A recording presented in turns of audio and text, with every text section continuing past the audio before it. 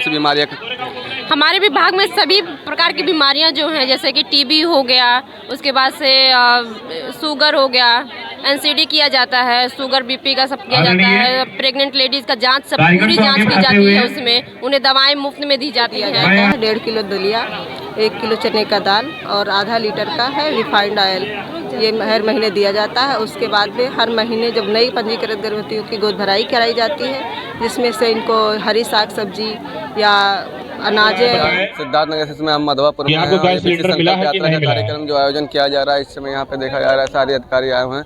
पंचायत है ना? हाँ। अच्छा, ये जो गवर्नमेंट द्वारा विकसित संकल्प यात्रा का कार्यक्रम चलाया जा रहा है, सुविधा दिया जा रहा है, सुविधा मिल रहा है आप लोगों को?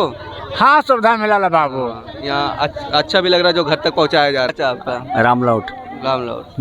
जो गवर्नमेंट द्वारा योजनाएं जो हैं, हाँ, मिल रहे हैं। हाँ, जो आपके घर तक पहुँचाया जा रहा है, इससे आप खुश हैं? नहीं नहीं, ऐसी बात नहीं है। घर तक पहुँचाया जा रहा है। आपको ब्लॉक पे जाना पड़ता था, दवा कराने लिए हॉस्पिटल जाना पड़ता था, अब दवा खुद का घर पे चल के आई है।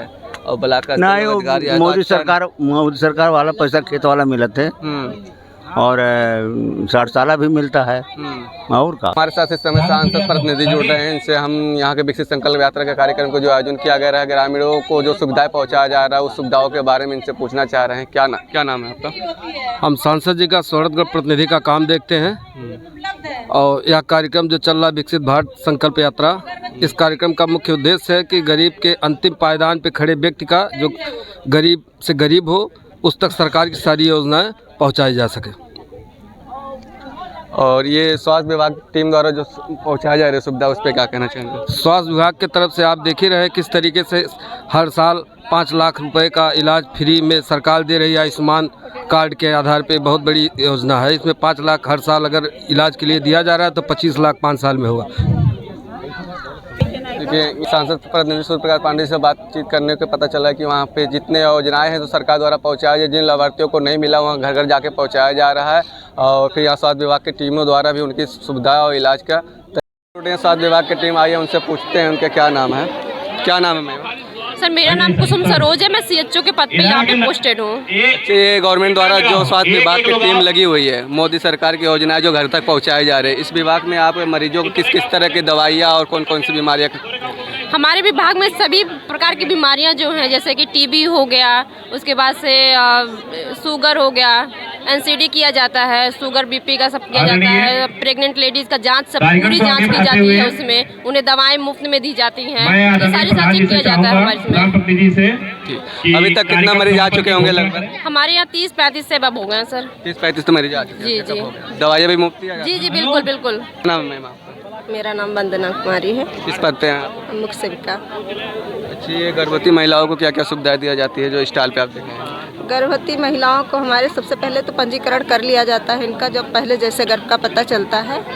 उसके बाद इनका पंजीकरण करने के बाद जो हमारे विभाग द्वारा दलिया, तेल, दाल, चने का प्राप्त होता है, प्रतिमाह जब आता है प्रोवाइड होता है तो इनको दिया जाता है। 1.5 किलो दलिया, 1 किलो चने का दाल और आधा लीटर का है रिफाइंड ऑयल, ये हर महीने दिया जाता है। उसके बाद में हर महीने जब नई पंजीकृत गर्भवतियों की गोद भराई कराई जाती है, जिसमें से इनको हरी साग सब्जी या अनाजे, दालें, सब चीज़ का रख के, जो खाद्य समूह है हमारे 7 प्रकार के, उसमें से हर चीज़ रख के इनका गोद भराई करा के ये बताया जाता है कि इस तरह का अनाज खाने से आपका बच्चा स्वस्थ होगा और पौष्टिक तत्वों की कमी नहीं होगी आपके शरीर में, तो बच्चा अच्छा ग्रोथ करेगा। इसके अलावा जब बच्चा जन्म लेता है तो स्तनपान के लिए भी इन लोग को प्रेरित किया जाता है कि कम से कम आधा घंटे के अंदर बच्चे को स्तनपान कराएं। फिर बच्चा जब 6 महीने पूर्ण कर लेता है तो अन्नप्राशन करा के उनको खाना आगे खिलाने के लिए उनको प्रेरित किया जाता है कि बच्चे को अनाज, दूध के साथ साथ अनाज की भी आवश्यकता है।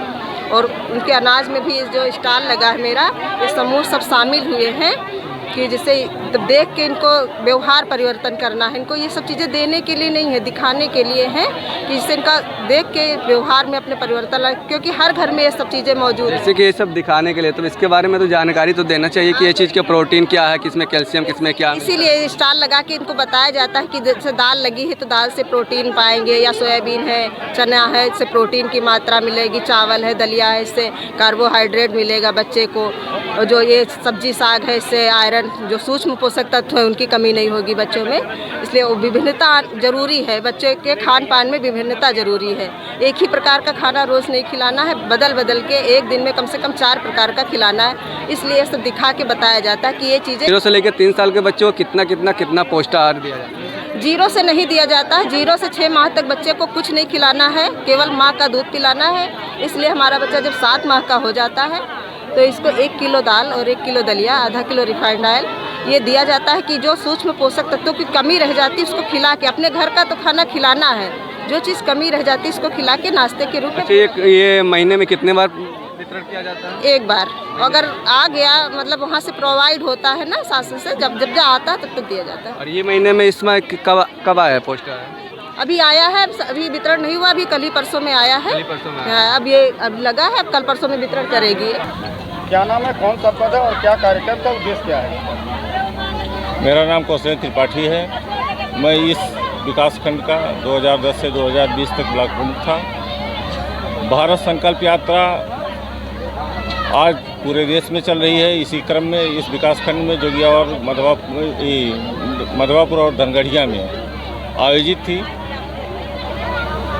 हमारी पार्टी जिस उद्देश्य को लेकर के आज तक संघर्ष की कि भारत का हर व्यक्ति, अंतिम व्यक्ति जो गरीब से गरीब है, उसको सरकारी योजनाओं का लाभ मिले, उसके तहत हमारी पार्टी और हमारी सरकारें कार्य कर रही हैं और इन योजनाओं का लाभ हर अंतिम व्यक्ति तक पहुंच रहा है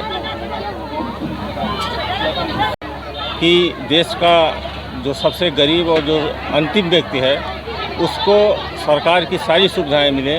यही पार्टी का उद्देश्य था और उसी उद्देश्य को आज हमारी सरकार पूरा कर रही है। जनता को कितना लाभ मिल रहा है इसका? जनता को भरपूर लाभ मिल रहा है।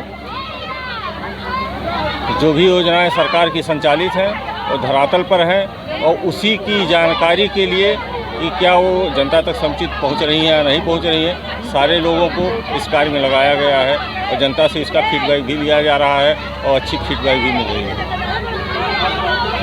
अंतिम वाला सरकार की योजनाओं का समुचित लाभ मिल सके, इसीलिए इस तरीके का कार्यक्रम आपके बीच में आयोजित किया जा रहा है। और हमारे जितने भी जनप्रतिनिधि हैं, चाहे सांसद हो, चाहे विधायक हो, चाहे ब्लॉक प्रमुख हो, चाहे मंत्री हो और आपके ग्राम प्रधान आपके सामने उपस्थित होकर के उन योजनाओं के बारे में जानकारी लेते हैं कि क्या जो भारत सरकार और उत्तर प्रदेश सरकार द्वारा योजनाएं संचालित है उसका आपका समुचित लाभ मिल रहा है या नहीं मिल रहा है। पकड़ लीजिए, पकड़ लीजिए।